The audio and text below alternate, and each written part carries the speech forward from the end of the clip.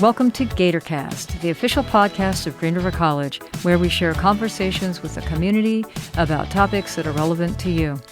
I'm Suzanne Johnson, president of the college. My guest today is Matthew Reed, vice president for learning at Brookdale Community College in New Jersey. You also might know him as the blogger who writes the column Confessions of a Community College Dean for Inside Higher Education. Our conversation was pre-recorded prior to the COVID-19 epidemic, and we had an opportunity to talk about the importance of community colleges and why we're so important to the future of our nation. Learning is why we're here. Learning is why we exist, as Matt Reed will explore and explain to us in part one of this podcast. Enjoy. And welcome to the podcast, Matt. Thank you, Suzanne. And thank you for calling it a column. I like that. That sounds better than a blog. Really? So what's the distinction between a blog and a column? I don't know. It just sounds better. I think as a kid, I kind of wanted to be a newspaper columnist when I grew up. And so thinking of it as a column kind of makes me feel like I've fulfilled a childhood ambition. Well, that's great. You know, we might be showing our age a bit talking about things as columns. Yeah. Remember newspaper? I'm eager to talk about the column that you write. What I like to do with all the guests, and this season of Gatorcast, we're really focusing on notable individuals within the community college system, of which you are one, to talk about all sorts of topics relevant to Green River College and our service area, but also these are topics that are relevant to the community college system across the country. There are roughly about 1,100 community colleges in our United States, and we serve a vital role in higher education and opportunities for so many in our communities. Nearly half of all people who go on to college attend community colleges, and sometimes that's a fact that not everybody is aware of. And so I'm really eager to have you here for a couple of reasons, which we'll get to through our conversation today. But what we like to do with all of our guests is give a little background about who the person is that's being interviewed and what brought you to what you're doing right now. So who are you? Where do you come from? Tell us a little bit about your life. Who are you? That's a great opening question. I grew up outside of Rochester, New York, which was the home of Kodak back when that was a thing, back in the 70s and 80s. And my goal, after several other goals, eventually I wanted to be a poli-sci professor at some small liberal arts college. I thought that sounded pretty good. Wow. So that was the idea, that or lawyer. And, you know, went to undergrad at Williams College in Massachusetts, which is a very small liberal arts college. Spent one summer at an internship following lawyers around and discovered I did not want to be a lawyer. So that was good information. So that sent me off to grad school. Good learning opportunity. It was. It really was. Nothing against lawyers generally, but it was not for me. So went to grad school at Rutgers here in Jersey. They have a strong poli-sci political theory program in particular. Spent years and years studying the great works of Western thought. Graduated and nobody was hiring, which was kind of a shock, except for a local branch of DeVry, which is a for-profit college, mostly tech-focused. So because I had to eat, I started working there. I started as an adjunct. I quickly moved to full-time faculty, and I taught as full-time faculty for several years. They had a very small general education department because it was mostly a tech school. So I taught poli-sci and law and history and debate and English. So wow. I was a utility infielder, which actually was a great sort of boot camp experience. As with other boot camps, it's not something you necessarily want to do twice or for any length of time, but you do gain a lot as a teacher. This was the late 90s during the first big tech boom. And DeVry was expanding quickly. They were adding campuses. Around 2000-ish, they opened a campus outside of Philly. And about half of the administration of the New Jersey campus went to Philly to fill those roles. And I looked around at my colleagues to see, who was going to step up, and thought, they're lovely people, but no, they are not managers. So, mostly out of self defense, I went for it.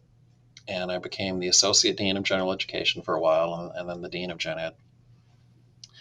So, within a few years out of grad school, I was already, deaning, albeit in a very peculiar setting.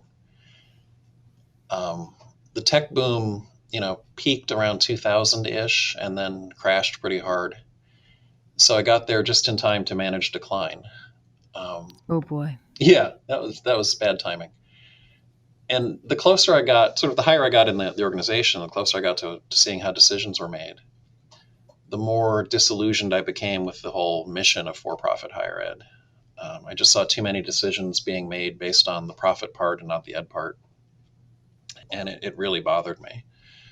So I started, looking for other options. As luck would have it, a nearby community college, the County College of Morris in Morris County, New Jersey, posted a deanship in the liberal arts, which I thought sounded pretty good. So I went for it, got that in 2003, and I've been in the community college world ever since. Was at Morris for 5 years, went up to Holyoke Community College in Massachusetts for 7 as the academic vice president. And then in 2015, came back to Jersey. I should have mentioned while I was at Rutgers, I met and married a Jersey girl. So, these. Well, her wife, your wife will be happy to hear the shout out for that. Yeah. So, her family is still here. Her parents are still here. So we came back here in 2015, and I've been at Brookdale ever since.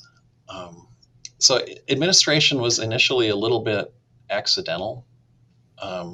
It wasn't my career goal in going to grad school. I have a PhD, not an EdD. I thought I was going to be, Professor Reed at some liberal arts college somewhere, but the universe had other plans. And in a way, I think that affects kind of how I do my jobs. I came at it from the academic side and came up through the academic side. I've taught. And I really, wherever I've been, whether it was DeVry or any of the community colleges, I've had a really unapologetic focus on good teaching.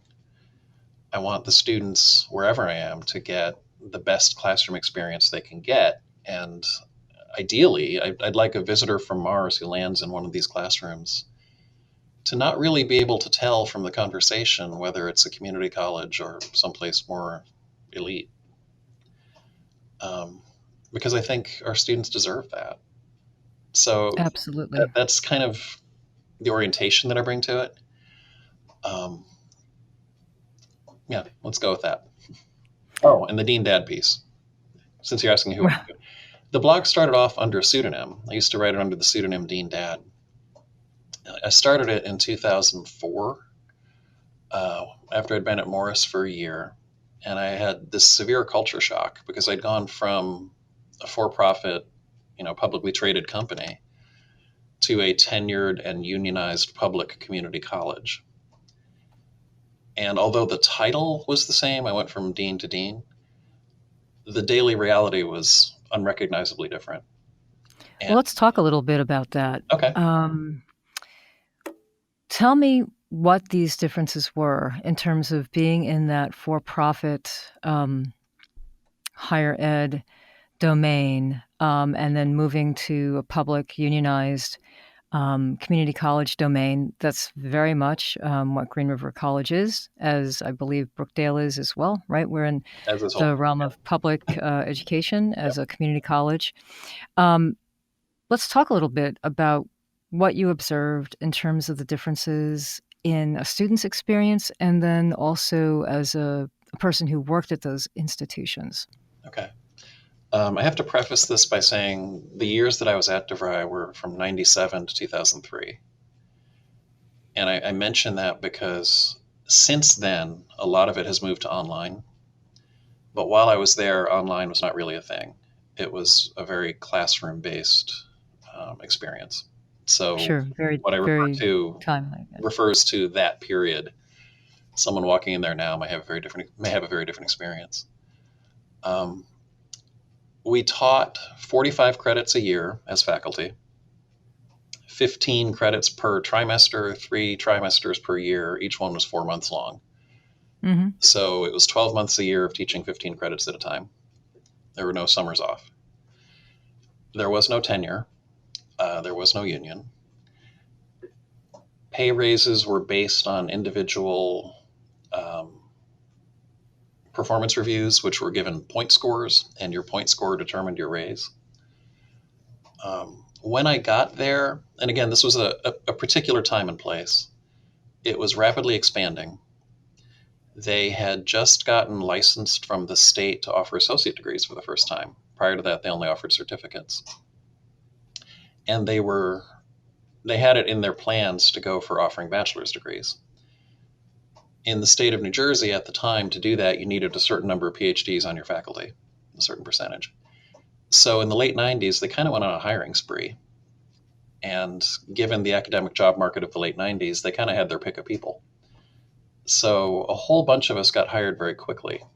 And looking back, I would say in some ways, for the first few years, we were sort of without meaningful adult supervision. Okay. Because it was growing quickly, and the people who ran the place were so focused on growing it even faster that they really didn't pay much attention to the academic side. So you had a whole bunch of like 32-year-olds who kind of had free reign to do more or less what they wanted in the classroom. So we did some stuff that, in retrospect, I'm kind of shocked we got away with. Um, I used to team teach a course on the history of ideas with my colleague Peter Connolly Smith, who had his PhD in American Studies from Yale. I would do the political philosophy part. He would do the popular culture part. This was at a school that people went to study, local area networking.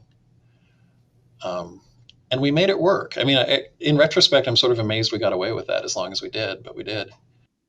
Well, it sounds like a tremendously rich learning opportunity for the students that were attending.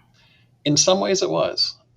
Many of them came in specifically to avoid taking gen ed classes. So then when they discovered they had to anyway, they were a little cranky about it. Um, and that led to some teaching challenges. But some of them acquired a taste for it, to their surprise. And so I had that wonderful experience that I know you've had where you see a student discover, wait a minute, I didn't know I liked this. Um, Nothing beats that for me.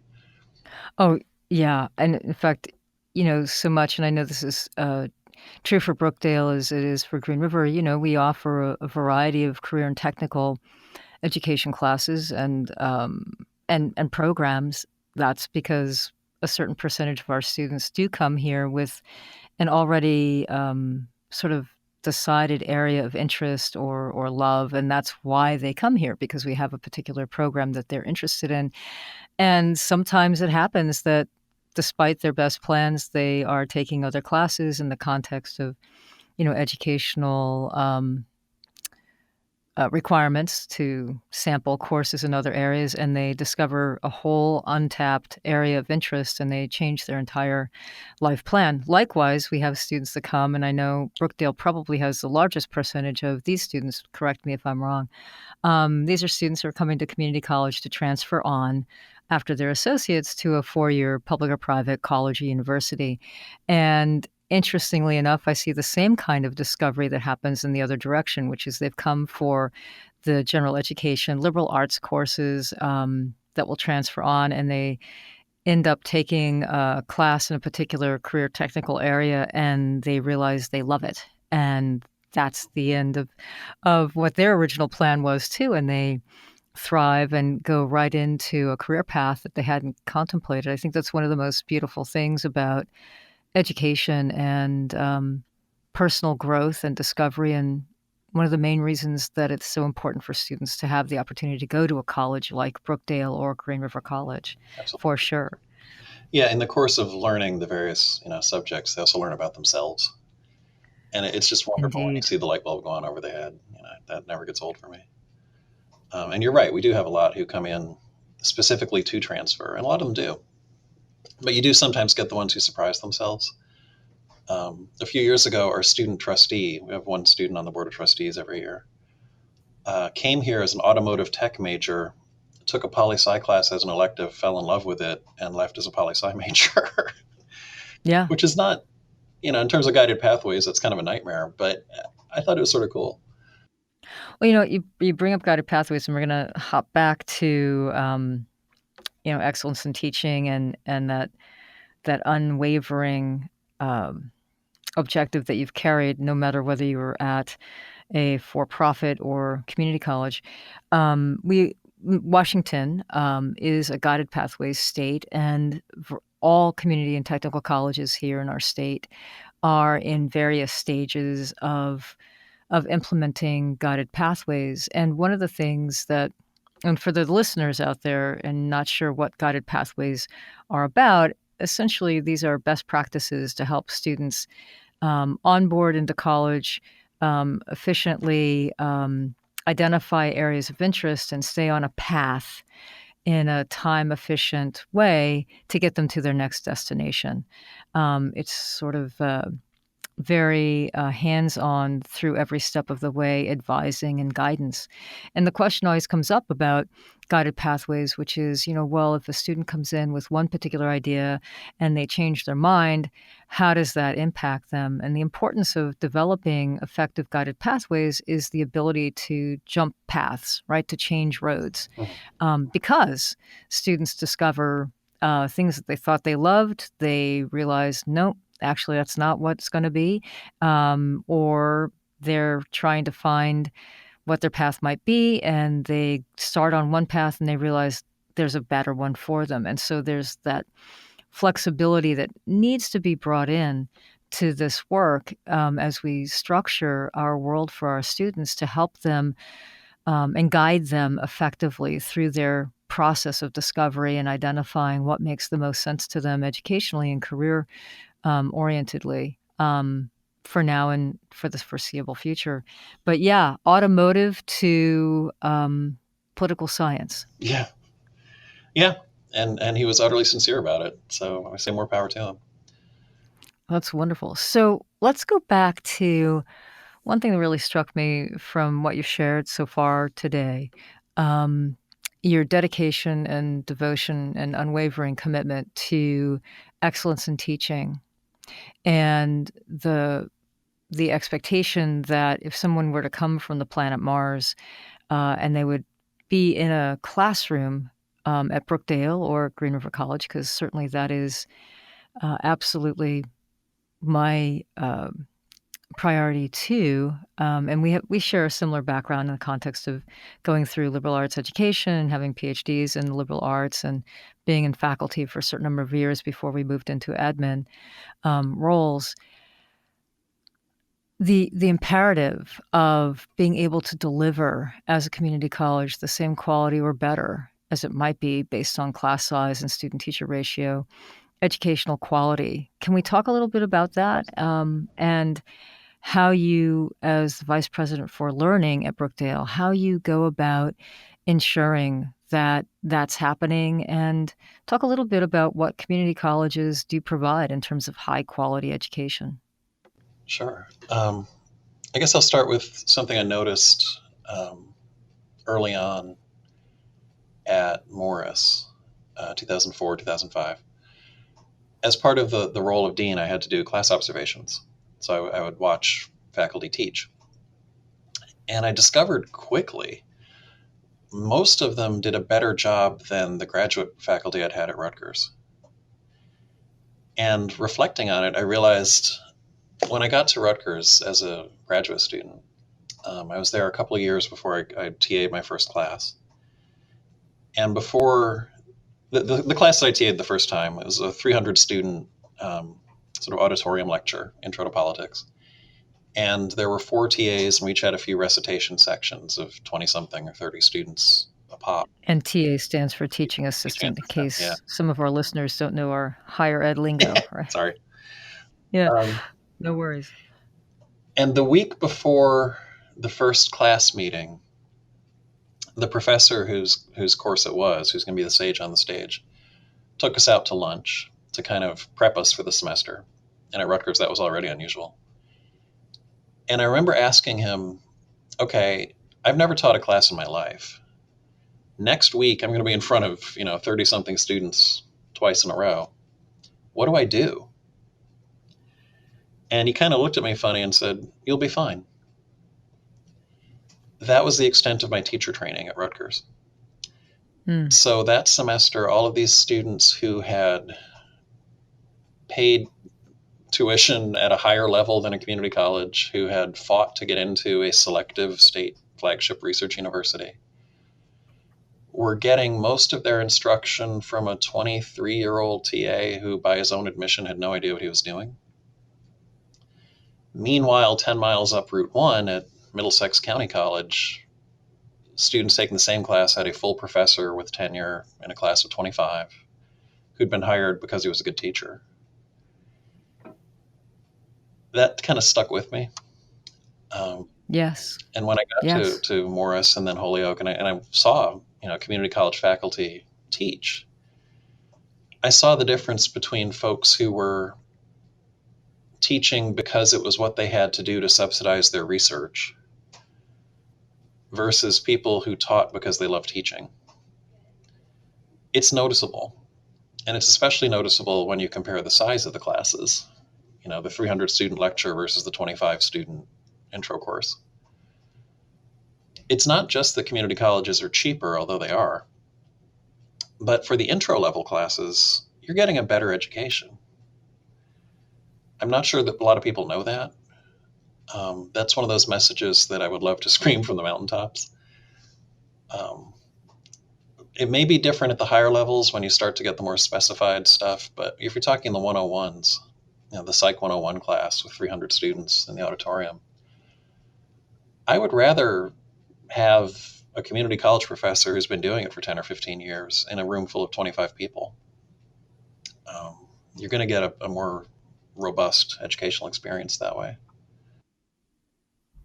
Yeah. I know that there are excellent instructors no matter what institution we're talking about, community college, 4-year, public, private, and so on. So, for listeners out there, there are good, invested instructors who are devoted to high quality teaching no matter what institution. But I Sure. will say that, in the context of community college, one of the things I've learned across time myself is, you know, faculty who are at community colleges, they've had options. They've had options, whether it's to go the full-time research route, maybe teach an occasional class, or to go the route of trying to balance teaching and research together, or choosing a path that has dedication to teaching as the uh, overwhelming focus of their work at a college campus. And one of the things I know for sure about faculty at Green River, and I suspect you'd say the same in terms of faculty that are at Brookdale, they've chosen to be at the community college because they're invested and dedicated to being the best classroom instructor. They love teaching. They love the classroom. And that's what's led them or driven them to choose to be faculty in higher education within the community college environment. Um, and as you're pointing out, it it's notable.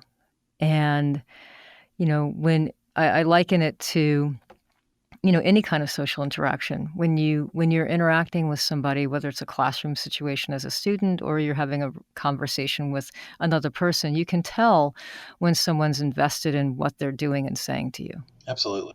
and you can tell when they're not. Right. Absolutely. Right. Even more the latter. Yeah. Yeah.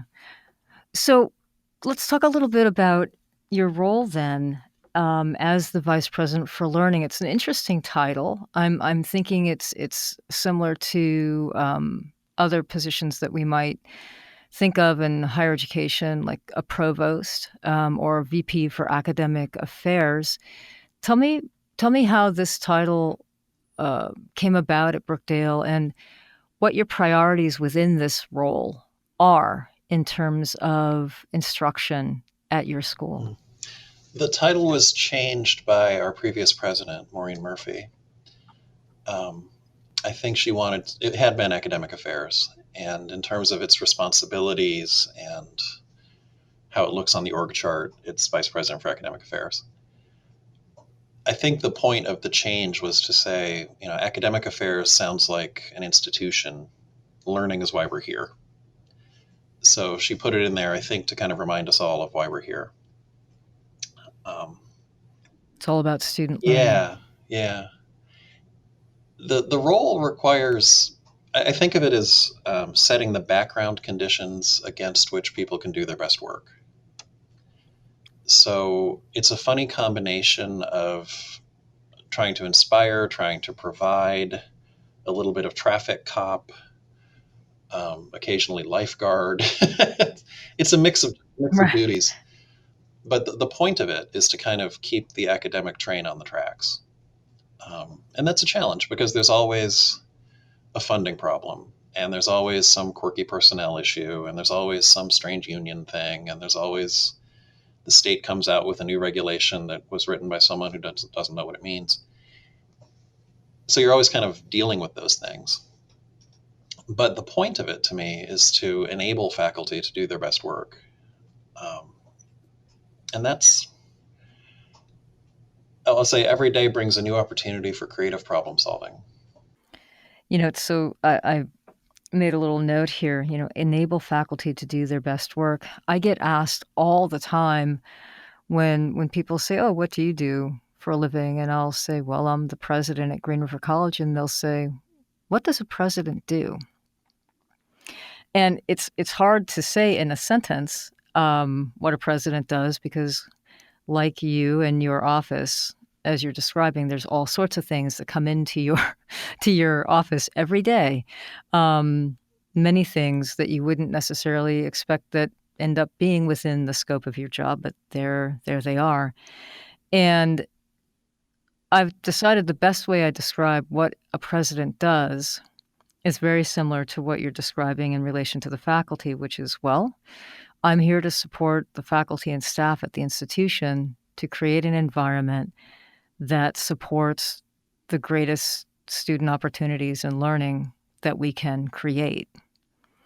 Um, Now, that's a sentence that seems pretty clear, but of course, that's just the tip of the iceberg. But I mean, it's usually a pretty good answer for people who ask me, what does a president Right.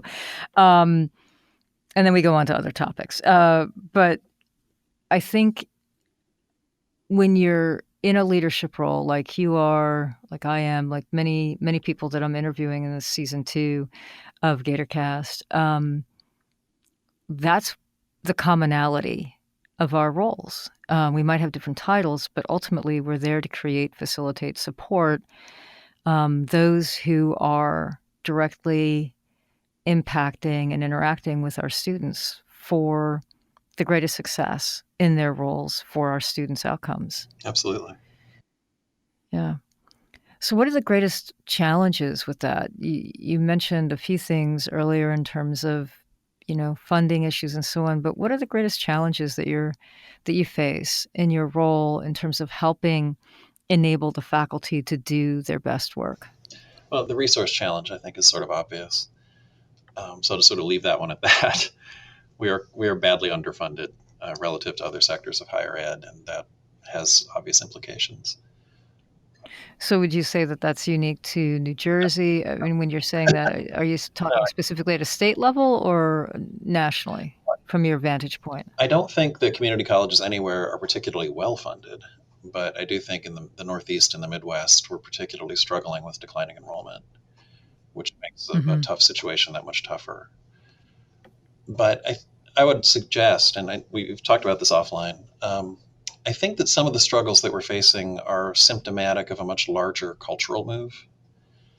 It's not something directly under the control of a community college, which is that in the last 50 years or so in the United States, we've gone from what I would say is a predominantly middle class culture to a very polarized culture. And community colleges are awkwardly situated in that because we were built to create a middle class. That's kind of the point. And much of how they're organized and how they exist was based on the assumption that there's a whole lot of people who want to get good middle class jobs, have good middle class lives, and it's our job to get them there. And in the last 50 years, especially the last 20, jobs have moved either up or down. A lot of them either have ratcheted up their requirements and their salaries, or they've been eliminated and replaced by much lower paying, sort of unskilled jobs. And that puts community colleges in a weird spot because outside of a few industries, the targets that we were built to hit are more elusive than they used to be. And that's putting a strain on us. We get these in some states they have performance funding where they can condition college support on certain outcomes as determined by the legislature. We don't have that here, thankfully. And that always bothered me because it struck me that so much of what parents and students in the community care about as outcomes are not entirely under the control of the college. In other words, we don't cause recessions. We don't cause economic booms. When Kodak collapsed in Rochester, where I grew up, it was not because Monroe Community College dropped the ball. So community colleges, I think, are being expected to compensate for changes that they did not create and are being expected to do it on progressively thinner budgets. And that's really hard. Right. Here in New Jersey, we've lost one. We've gone from 19 to 18 in the last year. Community colleges. It's tough, and I don't know. I don't say it to get sympathy. That's not the point. But I don't know that a lot of people understand how precarious some of these places are, and what will be lost if they were lost. Let's dive a little bit deeper into this. So at the timing of this recording, there was recently an opinion piece that was published in the New York Times entitled "Who Killed the Knapp Family?" And it's focusing on Yamhill, Oregon. Yamhill is a town situated nearby Salem, which is the capital of Oregon. And it talks about the decline of the economy of Yamhill. And you've mentioned Rochester and some economic shifts that occurred in that being a major city of upstate New York. Let's talk a little bit more about Rochester and what you observed in terms of growing up, what's happened in Rochester, and get a little bit more into the shifts that occur within our society and expectations toward community colleges in terms of addressing those kinds of cultural shifts. So Rochester, city upstate New York, there were two predominant industries, if I'm recalling correctly, Kodak being one, Xerox being the other. What happened with Kodak in Rochester? Xerox mostly relocated. They moved a lot of their stuff to either Connecticut or California. And Okay. Kodak really, people don't know this. Kodak actually invented digital photography in the 70s. But I did not know yeah, that. I always remember them as the Instamatic right, cameras right. and things Well, because that's how old I am, listeners, for all our students hey, I'm out right there there. with you. Yeah, I remember the phrase Kodak moment. Uh, Oh, yeah, that yes. referred to something you take a picture of. Kodak was the dominant photographic film manufacturer in America in the 20th century. And in the late 20th century, when I was growing up there, it employed 65,000 people in Monroe County, New York, or where Rochester is. Most of my friends' dads worked at Kodak, and many of them did not have college degrees. But at the time, they didn't need them. They made good livings. They lived in decent houses. Some of them had boats. Boats were big there. Oh, yes, fishing and It's on Lake hunting and Ontario, yes, so right. a lot of boats. Um, you could support a family at a middle class level with a high school diploma working at Kodak for a long time. But Kodak was afraid that digital photography would cannibalize its film business. So after it invented digital photography, it sat on it for decades. Oh, wow. And they're actually, the guy who invented it wrote a book about it. It's actually a whole thing. It Over time, first digital cameras came along, and then phones, smartphones with cameras. I can't remember the last time I bought film. I'm thinking 2001, 2002 ish, maybe. Um, and that's true of a lot of people. Nobody buys film anymore. So Kodak actually declared bankruptcy a few years ago. It still exists, but it's much, much, much smaller. It's less than a tenth the size it used to be. And so this city that had a fairly large and um, solid sort of middle class lost its major employer. And a lot of those folks, the sort of scientific technical folks were often able to either find other jobs or create their own. But a lot of the folks who were more on the unskilled side were never able to find jobs that paid the same. And so the city has really suffered. Now, I'll admit I don't currently live there, and folks who do currently live there are more than welcome to rebut what I'm saying, but it is not economically the city it was. And to me, that's a very real danger. When I see the stats on income polarization, or even I just go looking for houses, um, they're either crazy expensive or kind of scary. There's not much in the middle. The middle has kind of evaporated. That to me is of concern. Um, Again, I see community colleges as sort of monuments to the middle class. That's why they exist. That's why they were built. It was the democratization of higher ed. And that worked for a while. I mean, I think you know the stats. Something like half of the community colleges in America were founded in the 1960s. Yeah, I didn't realize it was Yeah, nearly it's about half that age. 500 of them. So it was almost one Right. a week for a decade, which is sort of amazing. Um, that is no longer the case. Um, and a lot of the ones now are really struggling. Um, the folks who kind of moved up in the world sometimes kind of pull up the drawbridge behind them. The folks who got left behind sometimes don't know where to start. And the middle on which we've relied has shrunk. I think that's a much larger problem than any one college can solve. And I don't bring it up to be depressing, but I think it's useful context. Um, Sure, sure. One of the other guests, in this season, and I'm not sure what the order of, airing will be, but I know we have a mutual friend, Russell Lowry Hart, who is president at Amarillo Community College, in Texas, and one of the things that we spend some time talking about in, the episodes together centers on the synergy, um, and the important connection and synergy between the community college's service area, right? The communities that we serve. We are the community's college. And the important connections between what is happening at that community college and the economic stability, vitality, and potential economic growth the service area can achieve and maintain.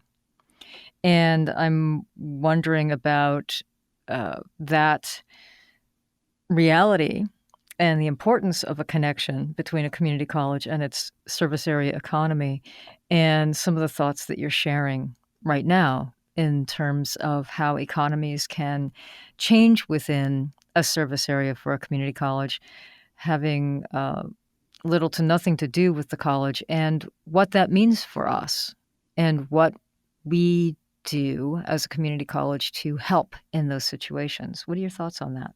yeah, it's a great question, and it's something we struggle with a lot. Monmouth County, which is where Brookdale is, um, has a funny economy. It's a very affluent place in terms of housing prices and that kind of thing. But the average, most of the jobs here are low paying. And the disjuncture is because there's a lot of folks who live here but work in New York City or work right outside of New York City, Mm-hmm. financial stuff and that kind of thing. So just yesterday, I was in a steering committee meeting for a Perkins grant, and we got some of the job data on the area from our local demographers. Sorry. The two top job categories in Monmouth County are retail and leisure. And the two lowest paying job categories in Monmouth County are retail and leisure. Gotcha. So, we have some hospitals, we have some schools, we have the usual public sector stuff. And we have a few companies, we have a few big employers.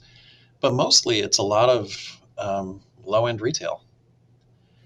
So, as a community college that wants to produce folks who go out and do all those middle class jobs, either that means preparing them for upwards transfer, which we do anyway, and I'm happy to do it, or finding those little onesies and twosies, which we do, and again, happy to do it, but it's hard to kind of bring that up to scale. So we've been talking a lot lately about bringing sort of entrepreneurship training into fields where it's not normally done, Such such as? as the arts. We have a fair number of students in the fine arts programs who want to be artists in various forms, whether it's painting or graphic design or sculpture or whatever. They don't have anything in their curriculum that prepares them sort of how to make a living as an artist, how to peddle your wares, how to work the market. And that strikes me as a missed opportunity. Um, there are people in the arts, by definition, are creative people. Entrepreneurship is a form of creation. I'm thinking if we can get some of that entrepreneurship exposure to the folks who are creating new stuff all the time anyway, some good stuff might happen. The textbook case of that would be Steve Jobs, but the one that was closer to my experience when I was at Holyoke Community, there was an alum named Michael Kittredge, who was an art major when he was at HCC. He was obsessed with candles. I don't know why, but he was. Okay. Okay. He went on to found Yankee Candle, Oh, wow. which you see in every mall. I actually have Yankee candles in my There you home. go. Yeah, there's a huge Yankee Candle factory now in Deerfield, Massachusetts, providing good jobs making candles. I don't think, if you looked at the job market projections for Western Mass in 1972, I don't think candle making would have been on the list.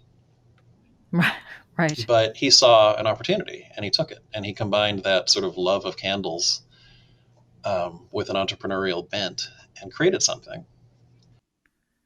I think this is just such a great example of a couple of things which I believe to be sort of characteristics and also challenges for community colleges, whether Brookdale in New Jersey, Green River College in Auburn, Washington, right outside of Seattle area.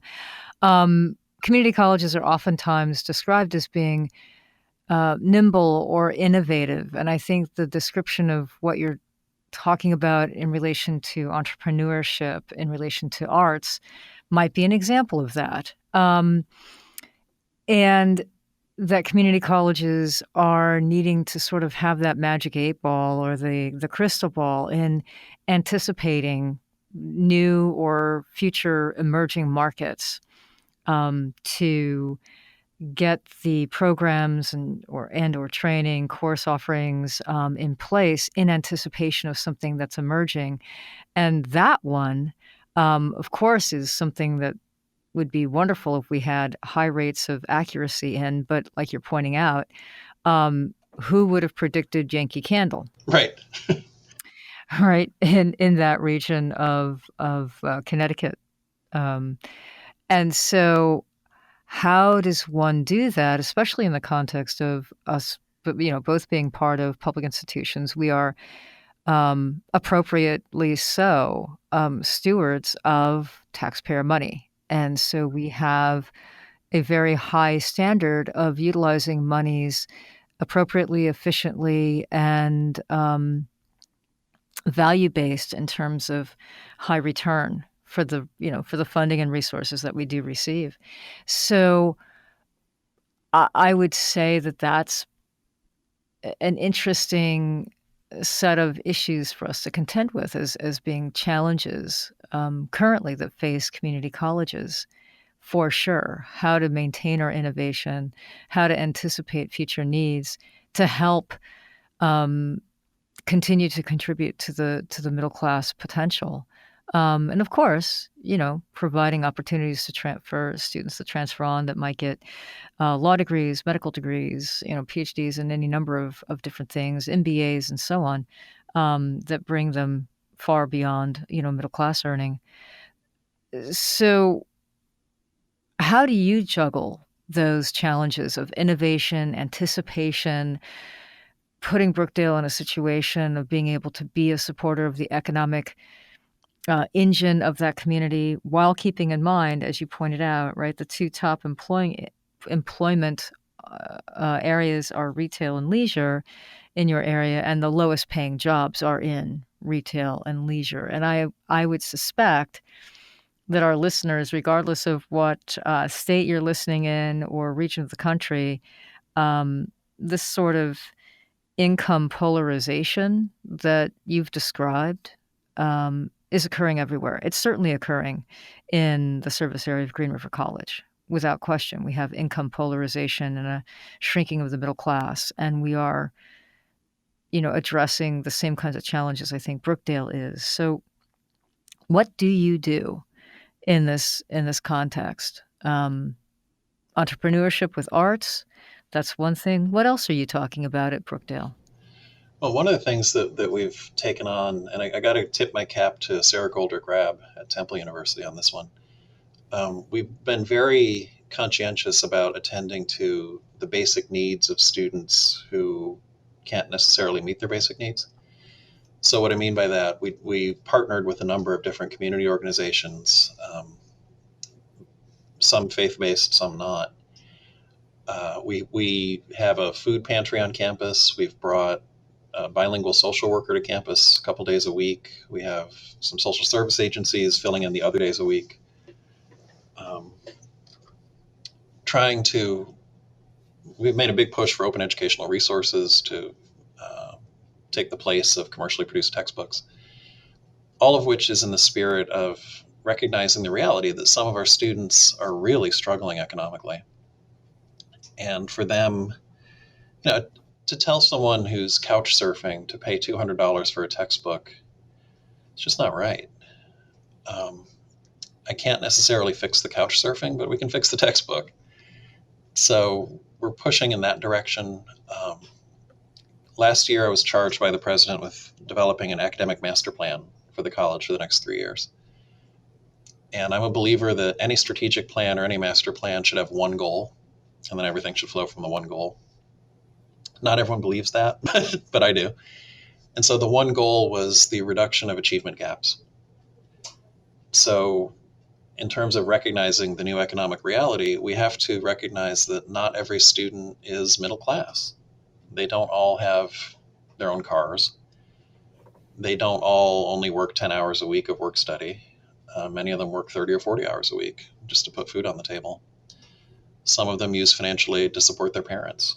You know, that makes it difficult to do some of the things that you could do if everybody was fully funded. This is such an important point. And, for the listeners who are staff and faculty at Green River and in our service area, many of you remember we had Sarah Goldrick Rab here as one of our keynote speakers for our opening day in September of this academic year.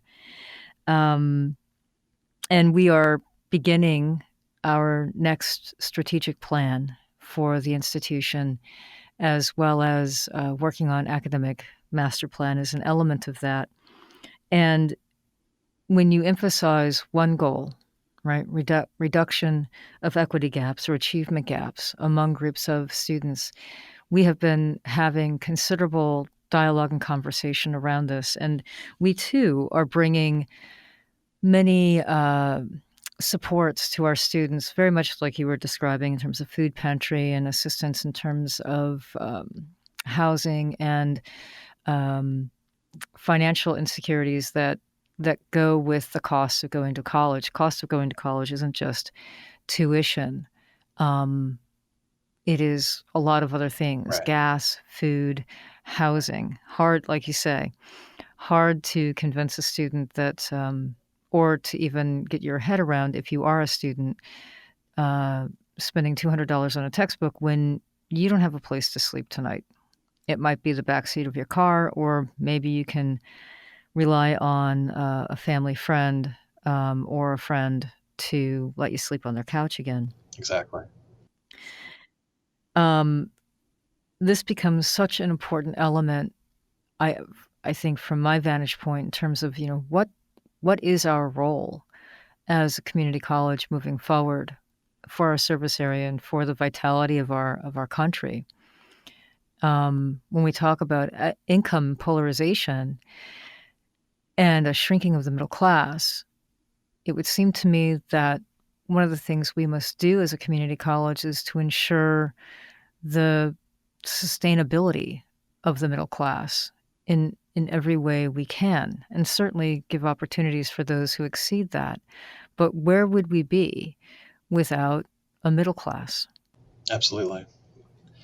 And that's a difficult note to hit in some ways, because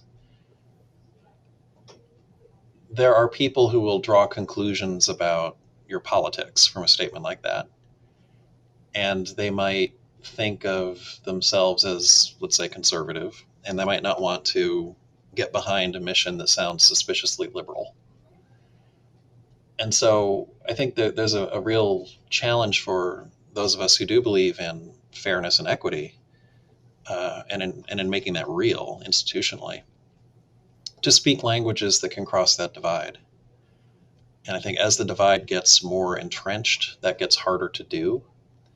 But I do think there's a lot of commonality culturally that we can tap into.